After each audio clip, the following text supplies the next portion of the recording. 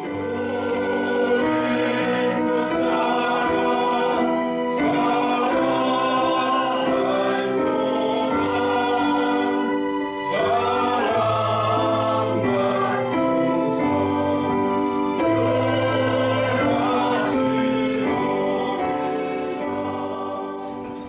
거룩한 하나님의 전에서 또 영상을 통해 하나님 앞에 예배드리시는 모든 성도님들에게 하늘로부터 내리시는 하늘의 평안이 여러분과 여러분의 가정을 함께 하시기 주의 이름으로 축복합니다. 아멘. 이 시간 믿는 자와 믿지 않는 자라는 제목으로 하나님의 말씀을 대언해 드립니다. 지난 2000년 동안의 교회 역사를 보게 되면 우리가 분명히 아는 것은 하나님의 복음, 예수 그리스도의 복음은 항상 멈춰 서 있지 않고 점진적으로 발전해 나갔음을 우리가 볼 수 있습니다. 물론 거기에는 엄청난 고난과 핍박이 따라왔던 것도 우리가 잘 압니다. 그럼에도 불구하고 그 어떤 것으로도 예수 그리스도의 복음이 전진해 가는 데 있어서 그것을 막을 길이 없었다라는 겁니다. 말씀드린 것처럼 지난 2000년 동안 복음은 한 번도 제자리 걸음을 하며 멈춰선 적이 없습니다. 여러분이 잘 아시는 바 우리가 사도행전을 지금 계속 보고 있습니다만 예루살렘에서부터 시작한 성령의 놀라운 역사가 교회를 세우고 그 세워진 교회를 통해 놀랍게도 하나님께서는 박해를 통해 흩어져 버리시고 흩어진 사람들이 안디옥으로 가고 안디옥에 갔던 사람들이 또한 전 세계로 복음을 전하는 그런 모습을 우리가 사도행전을 통해 보고 있습니다. 이처럼 놀라운 하나님 안에서의 복음의 전파가 많은 핍박과 어려움 속에서도 계속 이어져 간다는 것. 참 많은 선교사님들이 이 복음을 전하기 위해서 헌신하고 순교한 것도 우리가 기억합니다. 자, 오늘 본문에 나오는 여러분이 잘 아는 바 이미 이제 1차 세계 전도 여행이 시작이 되었죠.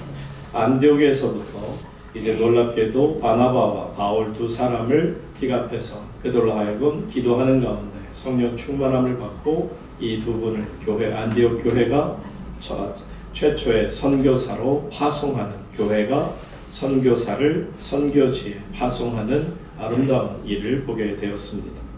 그리고 이어서 우리가 우리가 부활절 지내고 또 종려주일 지내다 보니까 두 주를 우리가 스킵하게 되었는데 우리가 사도행전을 잠깐 건너뛰었습니다만 다시 사도행전 우리가 오늘 14장이니까 13장 여러분들이 말씀을 기억하실 겁니다. 바로 이 사도행전 13장에는 여러분이 잘 아는 이제 기억나는 비스디아 안디옥에서 어떤 일이 있었는지를 우리가 기억하죠. 그곳에서도 복음의 전파가 있었고 놀라운 하늘의 은혜가 넘쳐났던 것 기억합니다. 자, 그래서 이제 그 복음에 전파되었던 곳, 그곳에서 비스디아 안디옥에서 이제는 남동쪽으로 한 150km에서 160km 정도 떨어진 이고니온이라는 지역으로 옮겨가죠. 우리 지도를 한번 보겠습니다. 여기 지도를 보시면 처음에 안디옥에서 파송하게 되고요. 그래서 구브로 섬이 그 중에 살라미와 아보를 거쳐서 이제 그 버가 쪽으로 올라가고요. 버가에서 바로 비스디아 안디옥에 가게 됩니다. 그곳에서 복음을 잘 전하고요. 그곳에서 핍박을 받고 그래서 어쩔 수 없이 많은 핍박 박해 속에서 옮긴 것이 어디라고요? 이고니온입니다. 오늘 말씀의 중심이 되는 곳이 어디라? 이고니온이라는 도시가 되겠습니다.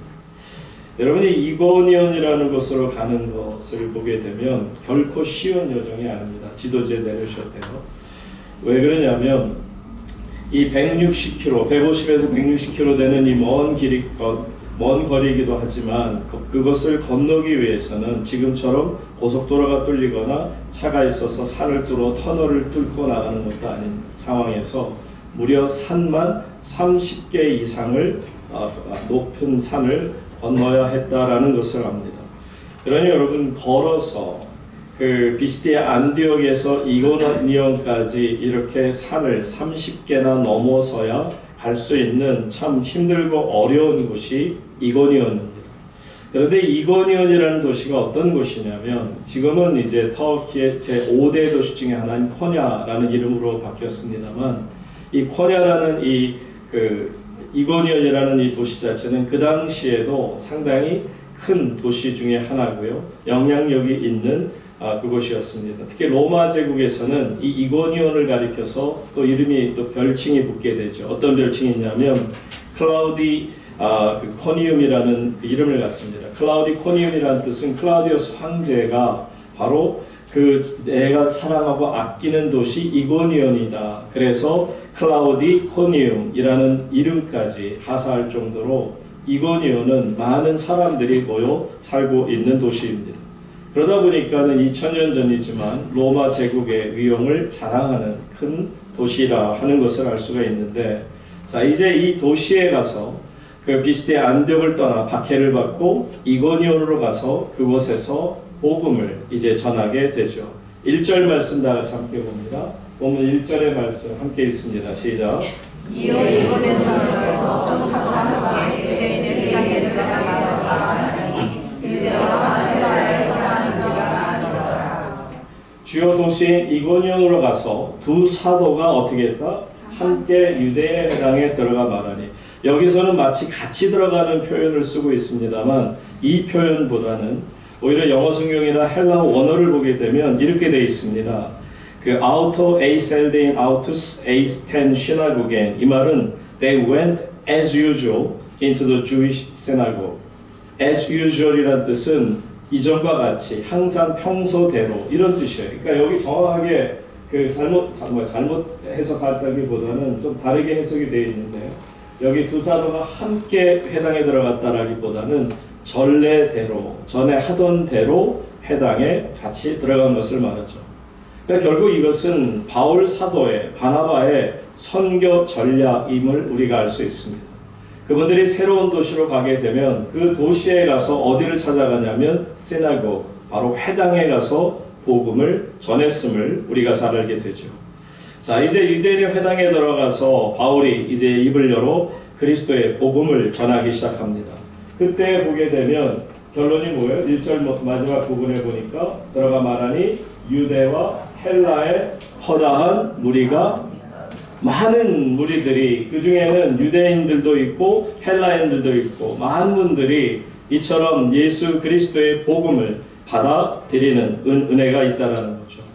저는 이 복음의 매력이 바로 보편성이라고 생각합니다. 여러분, 보편성이라는 게 뭐죠?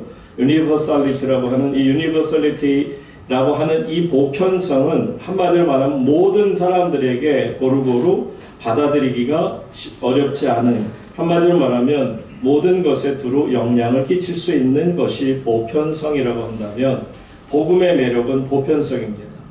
그러니까 누가 들어도 참 은혜가 돼요. 공부를 많이 한 분이 들어도 은혜가 되고, 공부를 전혀 하지 못한 분이 정말 들어도 은혜가 되는 것이 그리스도 복음의 보편성입니다. 많이 가진 자나 많이 갖지 못하고 가난한 자나 정말 또 흑인이나 백인이나 그 어떤 인종이라 할지라도 그리스도의 복음을 들을 때에는 쉽게 받아들일 수 있는, 이것이 바로 저는 유니버설리티라고 하는 보편성이라고 생각합니다. 그러니까 예수 그리스도의 복음을 전할 때 유다와 헬라의 허다한 무리가 믿더라 하는 것이 참 아름답게 우리에게 들려지는 거죠. 사람들이 이처럼 복음이 보편성으로 많은 분들에게 복음을 전하게 되는 것을 보게 되는데, 그런데 다는 아니죠. 허다한 무리가 믿었지만 모든 사람이 믿은 건 아니에요. 2절로 가서 한번 다 같이 읽습니다. 시작. 그러나 순종하지 아니하는 유대인들이 이방인의 마음을 성하여 형제들에게 악감을 품게 하거든. 여러분, 1절에서 보시게 되면 많은 분들이 믿음을 갖는 것을 보죠. 믿는 자를 보겠죠. 근데 2절에 가서 보니까 다 믿는 자는 아니에요. 믿지 않는 자들도 있음을 우리에게 분명히 보여주고 있습니다. 여러분, 이 사람들은 믿지 않는 자, 곧 복음을 거부한 유대인들, 순종하지 아니하는 유대인들이 있는데, 근데 이분들이 얼마나 참 질이 안 좋냐면 자신들만 나는 그걸 못 믿겠어, 나는 예수고 뭐고 그런 거 잘 모르겠어, 뭐 그 정도로만 해도 좋은데 이 사람들은 여기에서 그치지 않고 어떻게 했더라? 이방인들의 마음을 어떻게 했더라? 선동했다. 사람들의 마음을 마치 미꾸라지가 그 개울 밑에서 막 그 진흙을 헤비면 그 진흙에 그 지저분한 것이 쫙 떠오르게 될 때 물이 탁해지는 것과 같은 딱 그 모습으로 사람들의 마음을 선동하는데, 그런데 여기 보세요. 형제들에게 뭐를 품게 했다? 악감을 품게 했다. 이 한국 표현도 참 좋은 것 같아요. 이때의 표현은. 근데 영어로 가서 여러분들이 설명한 걸 보면 poisoned their minds. 그들의 마음에 뭘 했다? poisoned. 독을 풀었다는 거예요. 여러분, 우리의 마음에 독을 풀었다는 거예요. 사람들의 마음에 독을 풀었다는 거예요. 악감을 갖게 만들었다, 품게 했다. 참 좋은 한국식 표현도 나쁘진 않은데요. 어쨌든 이처럼 하나님 안에서 이 유대인들이, 믿지 않는 자들이 자기만 안 믿는 것이 아니라 믿고자 하는, 그래서 처음에 1절 보세요. 허다한 무리가 믿었단 말이에요. 그것을 보면서 배가 아팠는지 질투가 일어났는지 그들에게 악감을 품게 했다라고 하는 것을 우리에게 보여줍니다. 여러분, 정말 우리가 살면서 보지만 어떤 문제를 우리가 만나게 될 때 보면 사실이냐 아니냐, 이건 사실 중요하지 않더라고요. 저도 경험한 바가 있지만 팩트가 뭐냐, 이거를 사람들이 안 따집니다. 사람들이 따지는 건 자기가 처음에 다른 사람의 입을 통해 들었던 것이 생각에 꽂히게 되면 그것이 마치 진리보다도 팩트보다도 더 중요하다는 생각을 갖고요. 그러면서 또 동시에 자기가 기분이 좋냐 기분이 나쁘냐 여기에 휘둘려서 결국은 진짜 내용이 뭐냐, 사실이 뭐냐, 그것을 전혀 따지려 하지 않고 자기의 기분이나 그리고 자기가 들었던 것에 대한 그 고정관념을 벗으려 하지 않는다는 안타까운 모습을 보게 되죠. 그러니까 형제들에게 악감을 어떻게 했다? 품게 하고는 품었다는 얘기예요.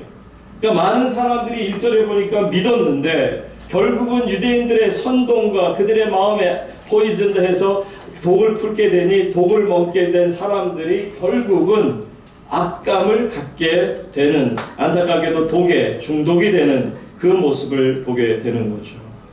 참 이것이 복음의 아이러니라고 볼 수 있어요. 복음이 전파되는 곳에 이런 역사가 나타날 수 있습니다. 그런데 여러분, 여기에서도 우리가 보지만 2절 말씀에 보지만 믿지 않는 자들이 이렇게까지 정말 힘들고 악하게 구는 것을 보면 성경은 반복이구나. 여러분, 바로 우리가 지난 13장에서 보았던 내용이 뭐였었어요? 왜 비스디아 안디옥에서 바울과 바나바가 이 이고니온이라는 지역으로 왔느냐 말이에요. 다른 거 아니지 않습니까? 유대교 지도자 무리들이 그쪽 이 비스디아 안디옥에서 수많은 사람들이 복음을 듣고 막 너무 좋아가지고 하나님의 은혜를 사모하는 그런 모습을 볼 때 질투가 얼마나 그들의 마음을 힘들게 했는지 유대교 지도자들의 무리가 수많은 사람들을 괴롭힙니다. 바울과 바나바를 시기하고 반박하고 그리고 또한 그곳의 귀부인들과 그리고 유력자들을 선동해서 결국은 바울과 바나바를 쫓아내는 거죠. 그래서 비스디아 안디옥에서 박해를 받고 이고니온으로 온 것이죠. 얼마나 또 같은 일이 계속 반복되고 있는가를 우리에게 보여주고 있습니다. 그런데 여러분 보시면 안타까운 것은 뭐냐면 사실 바울과 바나바가 얼마나 큰 잘못을 하고 있나요? 그들에게 어떤 큰 정말 해를 끼쳤는가 생각을 해보면 이거는 자신들이 어떤 당하는 것보다는 다른 사람들이 뭔가 잘 되는 것만 봐도 견딜 수 없는 안타까운 마음이 바로 사람들의 마음이겠구나 생각합니다. 어쨌든 비스디아 안디옥에서 이제 있었던 일이 이고니온에서 그대로 다시 재차 반복이 되는 것을 봅니다. 자, 그런데 이제 보세요. 3절에 보시게 되면 이렇게 비스디아 안디옥에서 그렇게 핍박을 받고 쫓겨났어요. 이고니온에서도 사람들이 얼마나 힘들게 하고 그들을 정말 죽이려고 했는지 그 안타까움 속에서도 불구하고 두 사도가 다시 3절 말씀이 있습니다. 시작. 두 사도가 오래에서 주를 믿고 가운데 가니 주께서 그들의 손으로 적과 자살을 행하게 하였다. 자기 의의 말씀을 증언하시니. 아멘. 자, 그런데 보세요. 이 바울 사도 여러분 잘 알지만 한 고집하는 분이에요. 이번 칼에 목이 들어와도 목에 칼이 들어와도 눈 하나 깜짝하지 않는 분이 바로 이 사도 바울이십니다. 그리고 바나바도 마찬가지세요. 조용하시지만 그분도 정말 하나님 안에서 마음이 강한 분인 것을 알죠. 두 사도가 어떻게 있었다? 오래 있었어요. 어떤 상황에서 오래 있는 거예요? 지금 엄청난 핍박이 몰려오고 사람들의 마음에 그 독을 풀어서 악감을 갖게 하고 그런 어려운 상황임에도 불구하고 두 사도가 어떻게 있었다? 오래 있었다. 그리고서는 보세요. 주를 힘입어 담대히 복음을 전할 때 주님께서 바로 하나님께서 그들의 손으로 어떤 역사를 표적과 기사를 행하게 하여 주사 자기 은혜의 말씀을 어떻게 하신다? 증언하신다. 여기는 마치 보세요. 자기 은혜의 말씀을 증언하신 분이 누구라? 하나님이시라는 거예요. 주님께서 자신의 은혜의 말씀을 증언하기 위해서 어떻게 하느냐? 주의 종들을 세워서 그들의 입술을 통해 복음이 전파되게 하고 복음이 전파되는 곳에 놀랍게도 그들이 손을 대는 곳에 놀라운 하나님의 표적과 기사가 나타나게 하신다는 거예요. 그 이유가 뭐냐? 주의 말씀을 증언하기 위해서. 그러니 여러분 그 어렵고 힘든 핍박 속에서도 그들이 오래 머물면서 이고니온이라는 곳에서 하나님의 놀라운 복음의 역사를 이루어가는 것을 보게 됩니다. 물론 구체적으로 어떤 표적과 기사인지는 나타나지 않아요. 그러나 우리가 지금까지 그 사도행전을 따라가면서 보는 것처럼 하나님께서 주시는 놀라운 표적과 기사 중에 보면 수많은 병자들이 정말 그 심지어는 불치의 병자들까지 하나님 안에서 치유받는 역사를 보게 되고요. 또 더러운 귀신에게 사로잡혀 있던 사람들이 귀신으로부터 자유함을 얻게 되는 놀라운 은혜가 있음을 보게 되죠. 그리고 마음이 상한 자가 있으면 복음을 들으면서 큰 평안을 누리는 이런 표적과 기사가 계속해서 일어난 것을 봅니다. 성도님 여러분, 복음은 이 세상을 소란하게 만듭니다. 이 소란하게 만든다는 것을 보게 되면 참 대한민국은 소란한 국가예요. 우리는 참 소란한 생활 소음 속에 살아갑니다. 끝없이 사람들이 확성기를 틀고 자기의 이념을 얘기하기를 좋아해요. 여러분 좌파 이념이 공산사상이 이 대한민국을 소란하게 만드는 것처럼 보여집니다. 그러나 여러분 기독교의 복음도 이 나라를 소란하게 만드는 것을 아시기 바랍니다. 다만 소란의 질이 다른 것이죠. 기독교의 참된 복음은 어떤 것이냐면 사탄의 생각과 사탄에 눌려있는 사탄의 문화 속에 갇혀있는 곳에 놀랍게도 성령의 폭탄이 터집니다. 꽝 하고 터지는데 어찌 조용하겠습니까? 복음의 역사는 피의 역사입니다.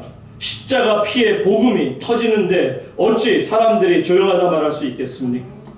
복음은 성령의 불이 불타오르는 것임을 아시기를 바랍니다. 그런데 불을 끌어다니는 분들이 너무 많았어요. 그것도 교인들 스스로가. 왜 예수님을 그렇게 시끄럽게 믿어야 되느냐? 왜 기도를 그렇게 소리 지르면서 하냐? 왜 그렇게 전도를 극성스럽게 하냐? 사회에 비판받지 않도록 적당히 해야 되지 않겠느냐 합니다. 자, 인간의 이성을 어떤 잣대를 가지고 교양이라는 이름으로 기독교인들을 자꾸 그 안에 가둬두게 하려고 합니다. 그러면서 나타난 현상은 성령의 불이 다 꺼져버리고 맙니다. 그러다 보니까 어느 순간 한국교회 안에 말씀의 불들이 꺼지기 시작하면서 교회들마다 벙어리가 되기 시작한 거죠. 그러다 보니 한국교회는 존재감 자체를 상실해가고 있습니다. 교회가 있는지 없는지, 있어도 그만 없어도 그만 하는 존재가 되는 거죠. 그러면서도 그 안에서 끝없이 소리 지르지 마라, 찬송도 크게 하지 마라, 성경책도 사람들에게 보이려고 그렇게 큰 성경책 다니려고 애쓰지 마라, 그냥 작은 포켓 성경 정도 주머니에 넣고 될 수 있으면 드러내지를 마라, 그렇게 오히려 가르칩니다. 여러분, 그러면서 그러다 보니까 사람들이 주눅이 들어서 나 예수 믿습니다 라는 소리를 제대로 하기가 어려운 그런 세상을 살아갑니다. 이제는 전철에서 복음을 전하는 것 자체가 법으로도 금지되어 있지만 만약에 법으로 금지되어 있지 않더라도 이미 사람들은 그곳에서 복음을 전할 수 있는 기력을 상실했다, 그렇게 생각합니다. 자, 이러니 한국교회가 너무나도 마귀의 손에 길들여져가는 안타까운 모습을 보는데 거기에 비해서 사도행전 교회로 돌아가서 보시면 아니요, 그들은 지금 우리의 관점에서 보면 미친 사람들입니다. 아니 어떻게 저렇게까지 하지? 그들이 수준이 낮아서 미쳤다라는 말씀이 아닙니다. 여러분, 성령의 불이 내 안에 활활 타오르게 되면 보통 사람들이 할 수 없는 능력을 행하며 살 수 있는 것을 봅니다. 가만히 있을 수도 없어요. 왜? 가만히 있으면 돌들이라도 소리 지른다는 것을 알기에 어찌 내가 돌들에게 복음을 맡길 수 있습니까? 내 자신이 복음을 전하는 증언자가 되기를 원합니다.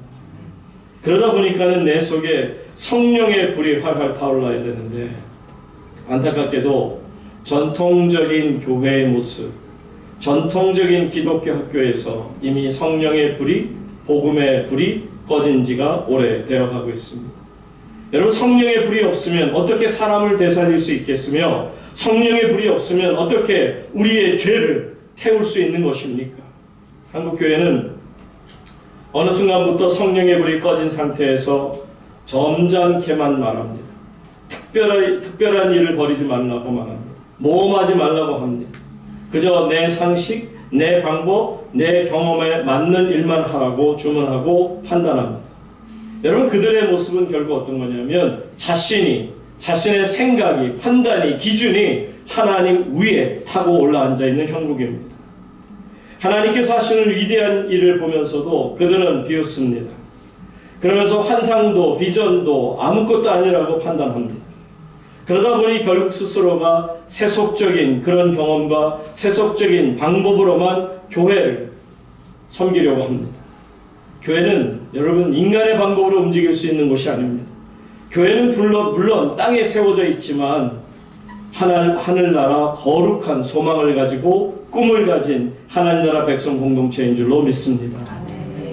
그래서 여러분, 천국의 힘을 가진 하나님 나라 백성들은 이 땅을 변화시키는 능력이 있죠. 바로 이것이 사도행전적 교회의 모습입니다. 그러므로 복음의 불, 성령의 불이 그 어느 때보다도 필요한 것이 현재 한국교회, 저와 여러분 성도들의 모습이 아닌가 생각합니다. 사도행전의 교회, 참으로 부럽기도 하고 세상 말로 미친 교회처럼 보여집니다. 우리는 그동안 너무나도 점잖고 세속적이고 너무나도 세상과 타협하여서 합리화라는 그런 허울 속에, 프레임 속에 갇혀서 세상의 방법을 따라갔습니다. 세상이 교회를 환영하는 것을 좋아했습니다.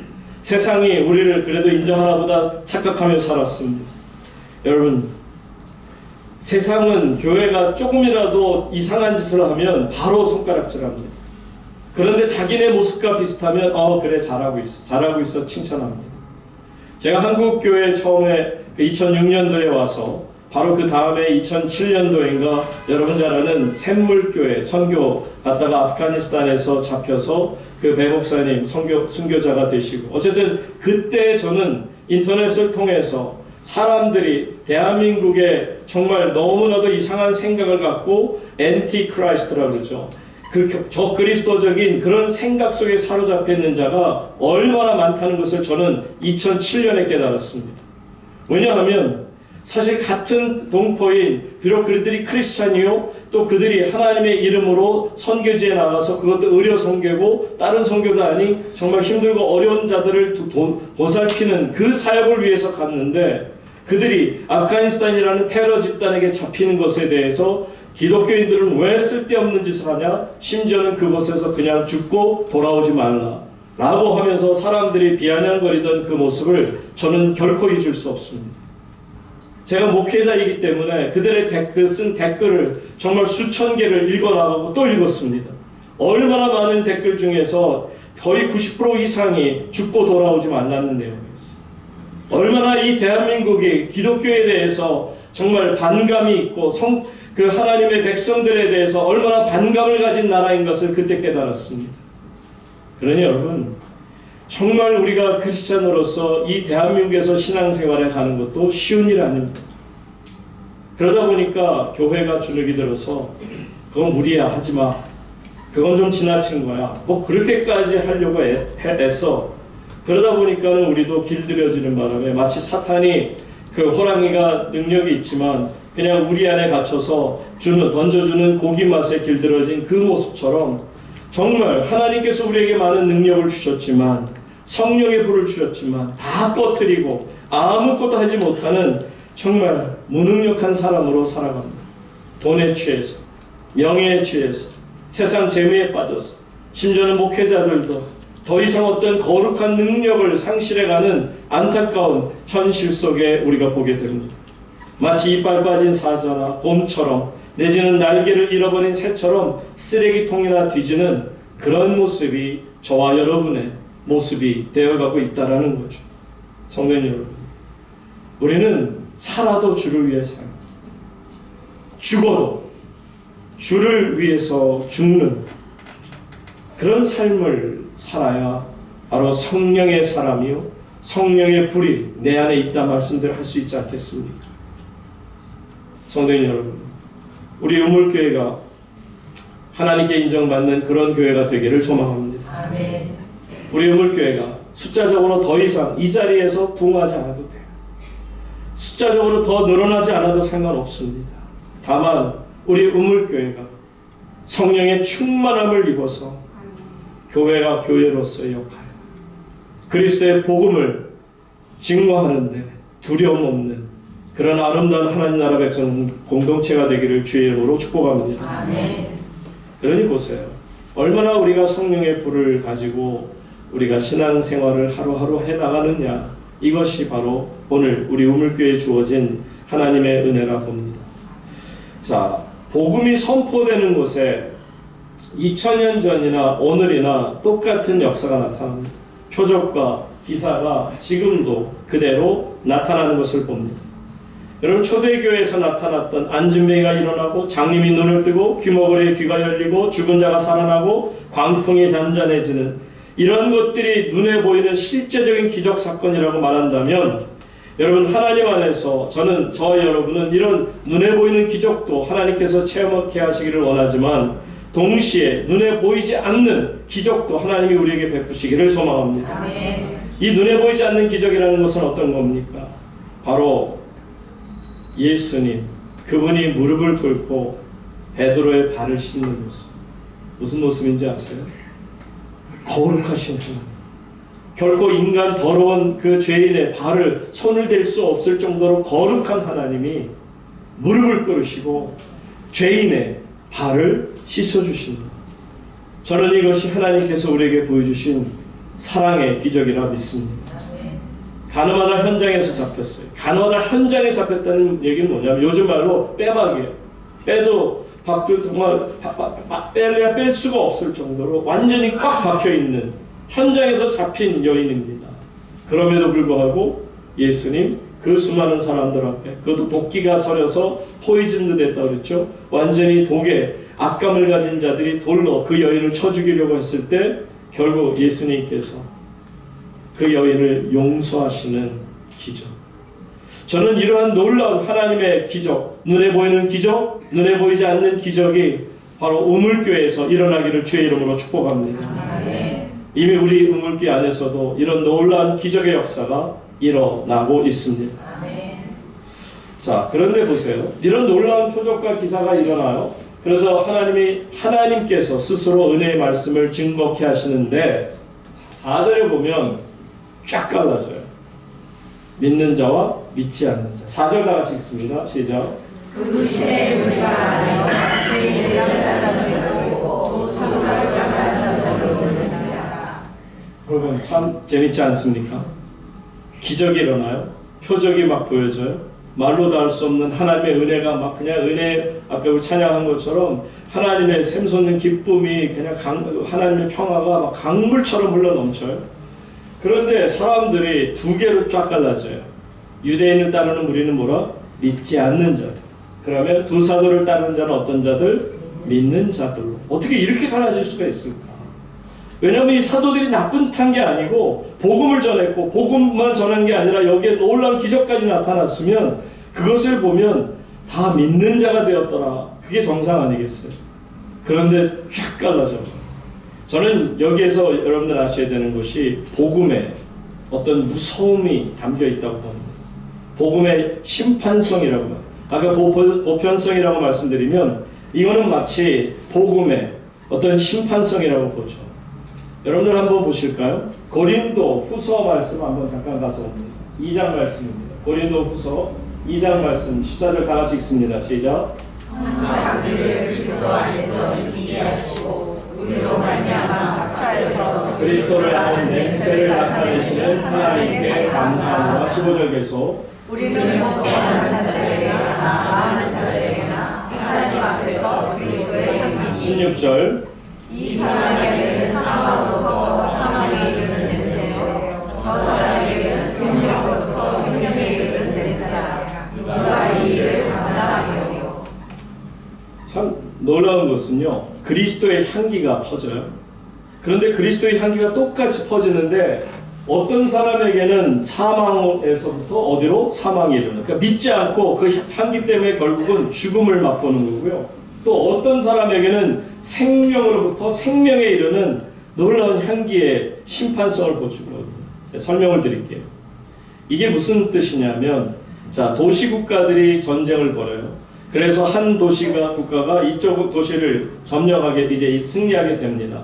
그렇게 되면 수많은 포로들을 끌고 오고, 그리고 전리품들을 가지고 이제 오무당당하게 그 자기네 본 성으로 돌아오게 되죠. 본국으로 돌아오면 수많은 사람들이, 인파가 그냥 성 주변에 들어오는 그 입구에 사람들이 쫙 서서, 그리고서는 난리를 칩니다. 막 환영하는 박수가 쳐지고, 그 다음에 승리함에 대해서 기쁨을 주죠.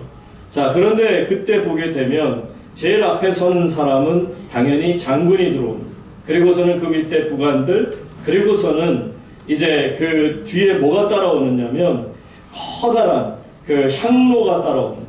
그러니까 말 한 네 필, 5필, 6필 정도가 끄는 정도의 큰 향로가 딱 중간에 따라오는데, 그 향로에 향을 피면 그 향로에서 향기가 막 퍼지는 거예요.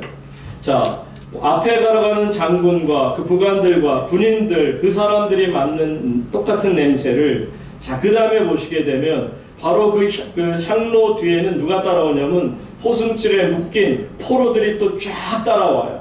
그리고 그 따라오는 맨 마지막에는 또 전리품까지 들어와요. 자, 그러면 가운데 있는 향기에서 분명히 향기가 납니다.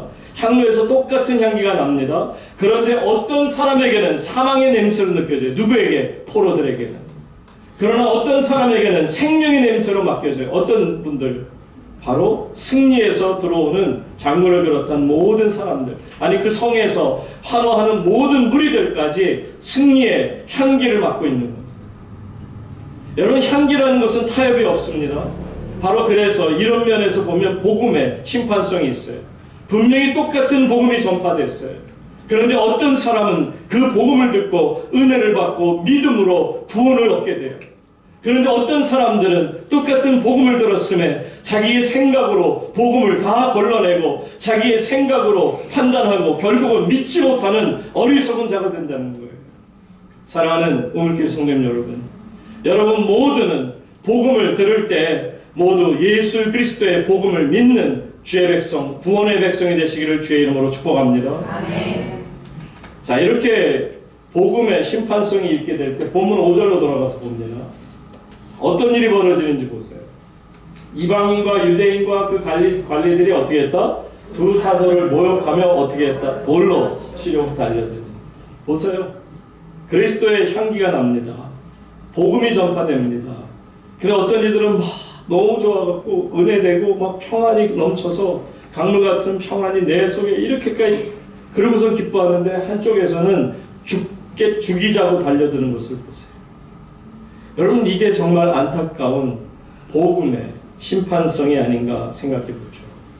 자, 그래서 결국 6절 보시게 되면 그들이 알고, 여기서 그들은 바울과 바나바, 복음을 전하는 그 사도들이 알고 어떻게 했다? 도망하여 어느 곳으로 갔다? 루가오니.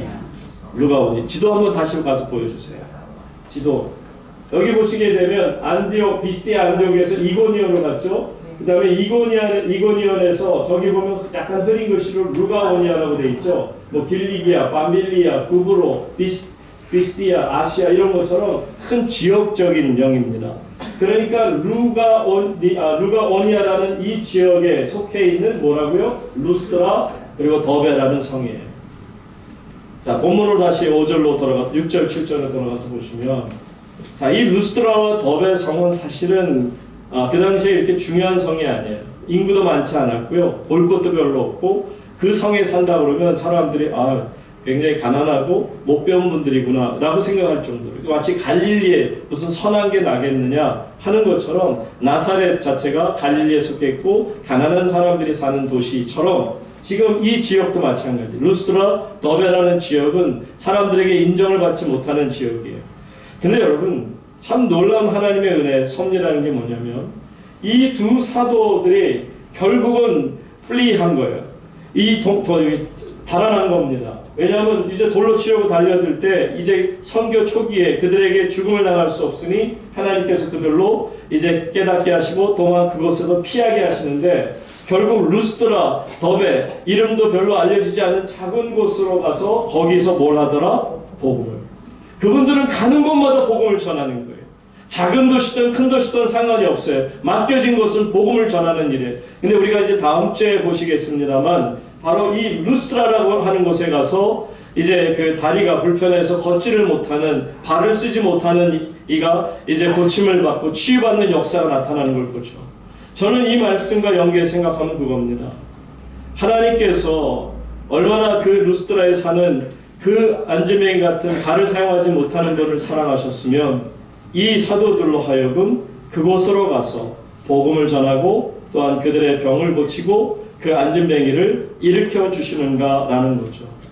저는 여기에서 깨달음이 있습니다. 뭐냐면 정말 제 자신은 부족하고 연약하지만 제가 목회자로서 주님 앞에 사용되어지고 쓰임받고 여기까지 오는 동안에 제가 알게 모르게 정말 어떤 분에게는 복음을 전하는 전도자의 역할을 하지 않았을까를 생각해 봅니다. 제가 기억 못하는 분일 수도 있어요. 이름도 기억 못할 수 있어요. 제가 그분을 기도해 줬는지도 모를 수도 있어요.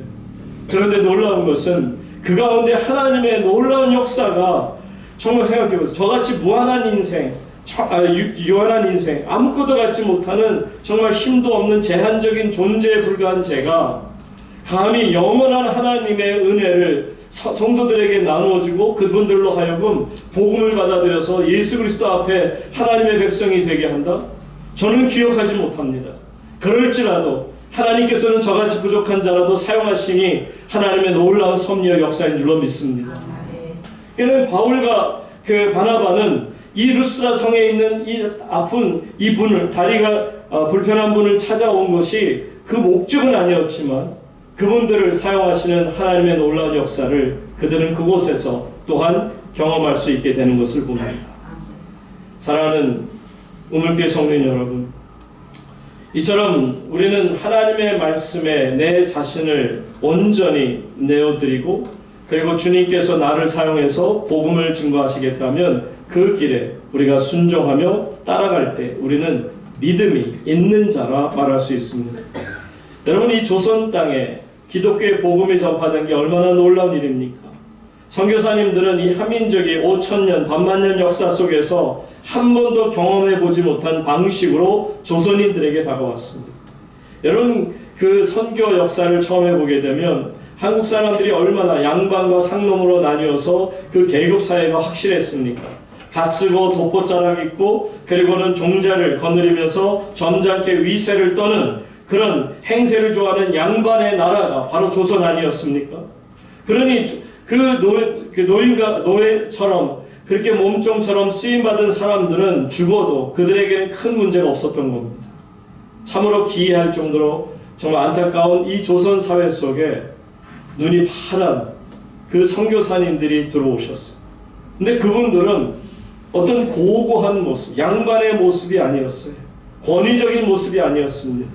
신비하지도 않은, 어떻게 보면 굉장히 점잖지 않은 방법으로 이 조선 땅에 있는 백성들에게 복음을 증거하는 것을 봅니다. 여러분, 장날 장터에서 전도지를 나누어주고 그분들에게 정말 그분들을 전도하기 위해서 북치고 장구치며 찬양을 부르고 그리고 노방전도를 하고 쪽복음을 나눠주고 달력을 나눠주는 일을 합니다.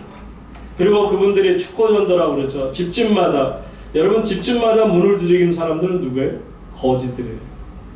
딱 거지들처럼 그 파란 눈을 가진 서양의 선교사님들이 거지처럼 이 나라 백성들의 문을 두들기고 문이 열리면 때로는 침뱉음을 당하고 소금 뿌림을 당하게 되고 물로써 막 뒤집히고 정말 어려움을 당함에도 불구하고 그분들은 이 땅에서 복음을 전하는 일을 멈추지 않았던 것을 기억합니다. 그분들은 이 땅에 가장 힘들고 어려운 여성들, 고아들, 과부들, 거린들, 병든 자들을 진심으로 사랑했습니다. 제가 전에 코로나 때에도 한번 설교를 통해 말씀드린 기억이 있습니다만, 정말 코로나 때에도 코로나처럼 전염병이 이 땅에 임했을 때에도 이 조선을 구한 것은 의료 선교사님들이셨습니다. 목숨을 걸고 이 땅에 있는 그 질병들과 싸웠던 것을 보게 됩니다. 그러다 보니 1883년에 처음으로, 지금은 북한 땅이 되어서 가볼 수는 없지만 솔레 교회가 세워집니다. 그리고 1884년에 알렌 선교사님이 들어오시면서 이 땅에 복음이 전파하게 되는데, 순식간에 이 조선 땅에 교회가 2000개가 세워져요. 여러분, 이 놀라운 과정을 보게 되면 바로 성령의 역사요, 초대 사도행전 역사가 그대로 이 땅에 나타났던 것을 봅니다. 그러다 보니 민족 교육과 독립운동을 그들로 하여금 깨우치게 될 때 결국은 3.1 만세운동이 펼쳐진 것도 기억합니다. 여러분, 이처럼 이 땅에서 아름다운 꽃을 피우라고 하나님께서는 선교사님들을 보내셨고, 수많은 선교사님들이 이곳에서 순교를 하셨습니다. 여러분, 우리가 보는 것처럼 이 가까운 곳에 양화진이라는 곳에 가서 보시면 그곳에 지금 그거 외에도 전국적으로 어마어마합니다. 지금 제가 있던 호주 유나이팅 처치 선교부에서 저쪽 양산 쪽에다가 창원 쪽에다가 선교사 묘지를 만들어서 거기에도 많은 선교사님들이 뭉쳐 계시는데, 이 양화진에는 정말 417 무덤이 있습니다. 그런데 정말 거기 가서 마음이 이렇게 짠했던 게 있어요. 물론 선교사님들을 보면서 참 대단하시다라고 했는데, 그 중에 이 땅에서 태어났지만 바로 풍토병에서 돌아간 그 어린 자녀들, 그리고 비석도 요만해요. 어른들은 큰데 아이들이라 그런지 굉장히 자그마하게 있는 것도 보면 참 하나님의 놀라운 역사가 이 땅에 있었던 증거 아니겠습니까? 하나님께서는 이처럼 교회들이 깨어나기를 바라고, 믿음을 회복하기를 바라고, 성령의 능력에 사로잡혀서 하나님 안에서 복음을 끝까지 전하기를 원하고 계십니다. 사랑하는 우물교 성도님 여러분, 말씀드린 것처럼 하나님의 교회는 숫자에 연연해서는 안 됩니다. 어떤 물질에 연연해서는 안 됩니다. 가시적으로 나타나는 것이 무엇이 중요하겠습니까? 저와 여러분 안에 타오르는 성령의 불이 있느냐, 이 성령의 불로 죄악을 태워버릴 수 있느냐를 보시기를 바랍니다.